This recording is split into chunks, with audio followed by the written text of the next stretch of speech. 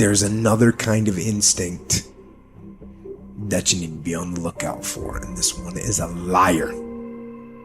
This one is a saboteur. This one is a backbiter. This is the instinct that says, you've had enough. You've given it your best shot. You can stand down.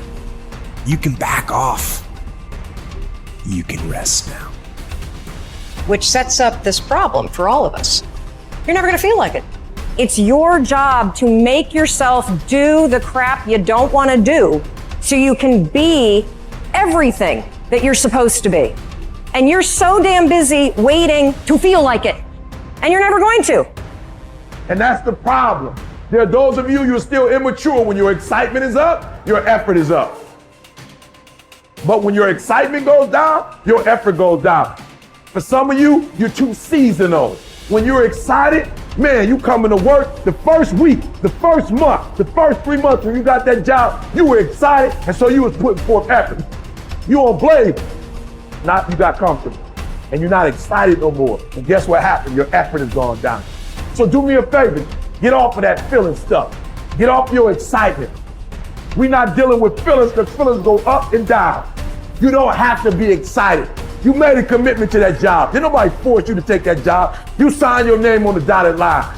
And commitment said, I don't care how I feel. I don't care if I'm excited.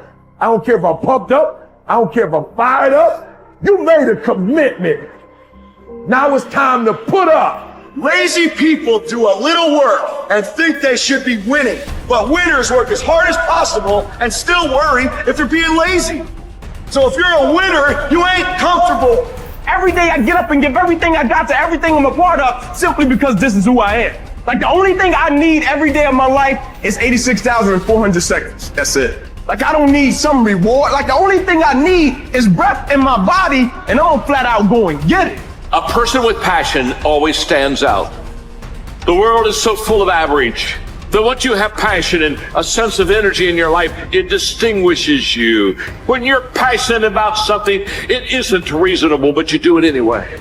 Passion will take you where nothing else will ever take you. It'll give you that decided edge. It'll help you to stand out. When you want to become a diamond, your whole attitude change, your whole mindset, your thinking, your relationships, the decisions that you make, how you spend your time, your energy, all of it changes.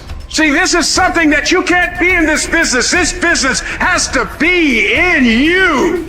You take advantage of this opportunity. You let everything else go. You eat different. You study different. You practice different. You don't belong at the bottom, and it's time for you to get your butt from down there. It's time for you to stop being comfortable at the bottom. Get your butt up and get to where you're supposed to be. You are a royal priesthood. Get where you belong. Do what you're supposed to do. Live like you're supposed to live.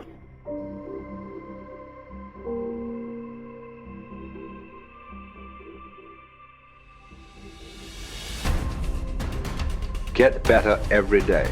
Socrates didn't know much. There wasn't much he held for certain. But he was sure, he said, that we cannot remain as we are. It doesn't matter who you are. It doesn't matter what you've done. Nobody is as good as they could be. Nobody is perfect. Everybody can improve. There are few self-fulfilling prophecies more important or more dangerous than this. If you think you have room to grow, you do, and you will. If you think you're as good as you can be, you're right. You won't get any better. It has been said that Tom Brady, the greatest quarterback in history, the youngest and the oldest to win a Super Bowl, isn't obsessed with winning. That's not what he focuses on. He's obsessed with improving the accuracy of his touchdown passes in the fourth quarter. He's obsessed with getting a little bit faster at releasing the football. He's not willing to stay the same, even though that same is very consistently the best in the league. The process of getting better, that's his drug. That's the dragon he chases. That's how he is able to defy aging and all expectations. The Japanese word for this is kaizen, continual improvement. Always finding something to work on, to make a little progress on. Never being satisfied, always looking to grow. Revolution, transformation, That's what amateurs chase. The pros are after evolution. If the first step is just showing up, committing to doing something each day, then the next step is finding something to focus on getting better at each day. And in this, where cumulative improvement meets compounding returns, we can harness one of the most powerful forces on earth. Think about it. Most people don't even show up. Of the people who do, most don't really push themselves. So to show up and be disciplined about daily improvement. You are the rarest of the rare, and if improvement sounds difficult, how about just making fewer mistakes? This is what Gehrig's manager said about him. The secret to Gehrig's incredible trajectory as an athlete wasn't just his commitment. It was that he never made the same mistake twice. The guy who began his career blowing at least one play per inning improved to one mistake per game, to one per week, to one per month. To err is human. But to err is each day is to become closer to the divine. We not only hold ourselves to a standard, but we ratchet the standard up as we go. Just as with weight training, what we're lifting should be steadily increasing with each subsequent workout. Our unwillingness to be satisfied with our performance, to be done with our progress, is what keeps us from plateauing. It drives us forward. Is it a little discouraging that we never seem to arrive? That our standards rise just out of reach of our abilities? Absolutely not. We move the goalpost so the game doesn't get boring, and more important, so it never ends. Ultimately, this brings us more pleasure and more satisfaction. We reach heights we'd never have been able to see otherwise. Do you want to be rotting or ripening? Are you getting better? Because if you're not, then you're probably getting worse. Anyone, whether they're a professional athlete or a house cleaner, can get better at their job. You can get better at being a person, a citizen, a son or a daughter. You can get better at how you think, how you focus, what you think about. Just as one person delights in improving his farm and another his horse, Epictetus would say, riffing as it happens on Socrates, so I delight in attending to my improvement day by day. He said this as a man who clawed his way out of slavery. He said this from exile. He said this as one of the wisest men in the ancient world. And still, he was focused on how he could get better every day, in every way. One can imagine that for Epictetus, this discipline would have been extremely helpful in those dark times, because it gave him something to focus on, something only he controlled, not his master, not society, not his station in life.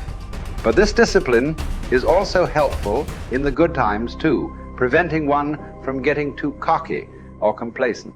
It doesn't matter what the scoreboard says, or the bank balance, or the sales figures, or the headlines. You know whether you're getting better or worse, whether you're making progress day to day. And if you are, wonderful. If you know there is room for improvement, also wonderful. Either way, your marching orders are the same. Come what may, success or failure, fame or misfortune. A focus on progress lets us look ourselves in the mirror with pride and ignore all the commotion in the background. It's the journey of a lifetime. In fact, that's the way to think about all of this. How much progress could you make if you made just a little each day over the course of an entire life? What might this journey look like? Where might it lead if each bit of progress you made presented both the opportunity and the obligation to make a little more progress, and you seized those opportunities, you lived up to those obligations each and every time? Will you choose to take this journey? Will you continue on, even when you've reached further than you ever thought you could go? Or will you stop there? Are you going to keep practicing? Or have you decided that this is good enough? That you're good enough? Will you remain as you are? Or become what you're capable of? Because once you stop getting better, there's only one direction to go. Do the best you can. The Emperor says in Marguerite Yourcenar's beautiful novel Memoirs of Hadrian, do it over again. Then still improve, even if ever so slightly, those retouches. It's a beautiful irony. You're never content with your progress, and yet you're always content. Because you're making progress. What does it mean to live an infinite life? Clearly, our lives are finite. We're born, we die, we come, we go. But life is infinite. The game of life will continue with us or without us. Which means every single one of us has a choice. We don't get to choose the nature of the game. Life is infinite. We don't even get to choose if we want to play in the game or not. Once you're born, you're in it. We get one choice. Do you want to play with a finite mindset, or do you want to play with an infinite mindset? To play with a finite mindset means waking up every day and say, I'm going to be the best, I'm going to be better than everybody else, I'm going to accumulate more power, more responsibility, more money, whatever it is, whatever your metric is, I'm going to get more than anybody else. Me. And when you die, you take none of it with you. Or we can choose to live our lives with an infinite mindset, which means I'm going to leave this world, this school, in better shape than I found it. It means I'm going to devote my life to see that those around me rise. And we know that we're living with an infinite mindset because our obsession is seeing that we have an impact on the lives of the people around us. We've all had teachers, and some of you are those teachers, where 20 or 30 years from now, I can go to one of your students and say, you're a remarkable human being, you've accomplished so much in your life. How did you become the person you are today? And they will tell me your name. We all remember the teacher who believed in us. We all remember the teacher who had our backs. We all remember the teacher who saw something in us that nobody else saw. We've forgotten all the others, but we remember those couple. And that's what it means to live with an infinite mindset. It means we divert ourselves to that mindset for everyone in our lives. That other teachers will say that about us. Other principals will say that about us. Other students will say that about us. Our friends will say that about us. I am who I am today because of you, and I will commit to live the same life that you taught me how to live. And you will literally live on beyond your own lifestyle, your own lifetime. That when you're gone, others will carry your work for you. This is what it means to live an infinite life, and it is just a choice. Nobody changes until they change their energy. When you change your energy, you change your life. It's the way it is. When you stop using your enemy to reaffirm your addiction to hatred, when you stop using your best friend to reaffirm your addiction to suffering, when you stop using your Facebook to reaffirm your addiction to insecurity, when you stop that whole process and you start going inward and you're no longer relying on those outer things to create those emotions, and you start creating those inner emotional states, you start changing your energy. Now, whatever is no longer a vibrational match between you and that past, present reality is going to fall away. Right. They're just going to spiral out. You're no longer putting your attention on them. In other words, the stronger the emotion you feel with some problem in your life, the more you give it your attention. Where you place your attention is where you place your energy. You're giving your power away, your life force. Yeah. Lower the volumes of that emotion, you take your attention off that person, you're calling energy back to you. Yeah. And you're building your own electromagnetic field. We've seen the evidence of that in many events, because when people start overcoming themselves, the first day, not always, but the energy of the room will drop. Why? Because they're drawing from the field to build their own field. Now when they build their own field the next day and the fields start interfering with the people next to them, whoop, the energy in the room just keeps going up. So now there's no longer a vibrational match between you and your coworker. Be prepared, because that old known thing is going to fall away because you're no longer emotionally and energetically connected to it. So then when you get in that state, it's not a time to try to put it back together, because at the same time these things are unraveling and they're moving towards chaos, and chaos is just unpredictable order. Right. It's novelty, the newness of an experience that you can't predict is chaos. If you apply the formula, and all potentials in the quantum field exist as electromagnetic potentials. They are possibilities. When they begin to synchronize coherently, your brain and heart, you got a strong Wi-Fi signal, because now you're putting out a very laser coherent signal. Right. When there's a synchronization between your energy and that potential that exists in the future, but it really exists in the present moment, because that's where they exist in the quantum. Now,